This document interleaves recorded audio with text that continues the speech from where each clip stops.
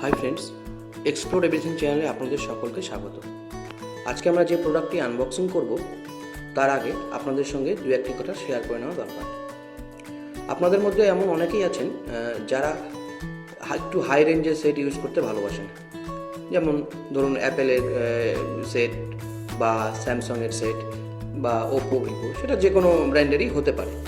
তো সেই সকল মোবাইলগুলি যখন ওয়ারেন্টির মধ্যে থাকে তখন তো কোনো সমস্যা নেই, কিন্তু আফটার ওয়ারেন্টি যদি আপনাদের সেটে চার্জিংয়ের প্রবলেম শুরু হয়, অর্থাৎ যদি চার্জিং কানেক্টরটি খারাপ হয়ে যায়, তাহলে কিন্তু সেটি ঠিক করা যথেষ্ট ব্যয়বহুল এবং তার যে পার্টসগুলো সেগুলো কিন্তু সবসময় অ্যাভেলেবেল পাওয়া যায় না।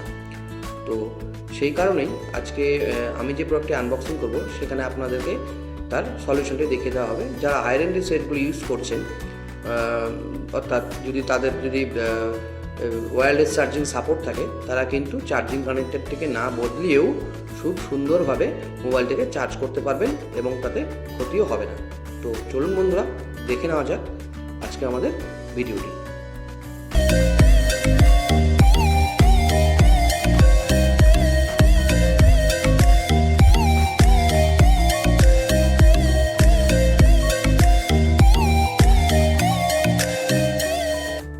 আজকে আমরা আনবক্সিং করব রেজারের ফার্স্ট ওয়্যারলেস চার্জার, যেটি কিনা 10 ওয়াট।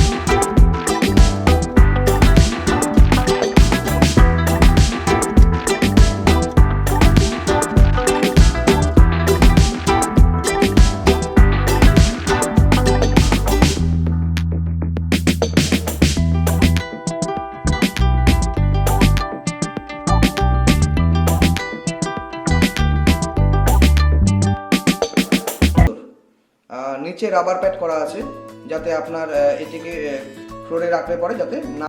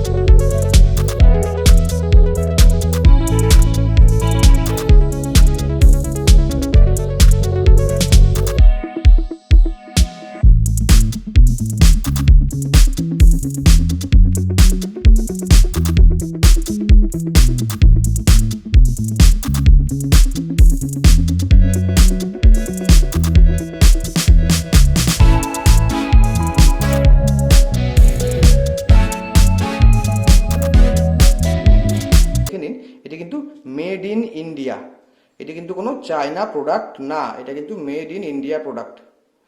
আর প্যাকেটের গায়েও কিন্তু লেখা আছে মেড ইন ইন্ডিয়া, অতএব এটি কোনো কিন্তু চায়না প্রোডাক্ট নয়। এবং এখানেও লেখা দেওয়া আছে quick charge 3.0, type A USB, up to 18 watt power সাপ আউটপুট, আর ডিউরেবল ম্যাটেরিয়াল দিয়ে, যে ম্যাটেরিয়ালটা আছে ডিউরেবল ম্যাটেরিয়াল, এবং বেশ চার্জারটি কিন্তু কোয়ালিটি বেশ ভালো। এই ছিল। আর এবার আসি, এখানে যে চার্জিং প্যাডটি আছে এটি গ্লাস নয়, এটাকে কি বলবো, প্লাস্টিক বলাতে পারে, কিন্তু ম্যাট ফিনিশ। আপনার কিন্তু স্ক্র্যাচ পড়ার কিন্তু কোনো ভয় নেই। প্লাস্টিকের সাইডে পেছনে আপনি দেখতে পাচ্ছেন টাইপ সি পোর্ট, নিচে রাবার প্যাডিং করা আছে, মডেল নাম্বার দেওয়া আছে, কত ভোল্টেজ আউটপুট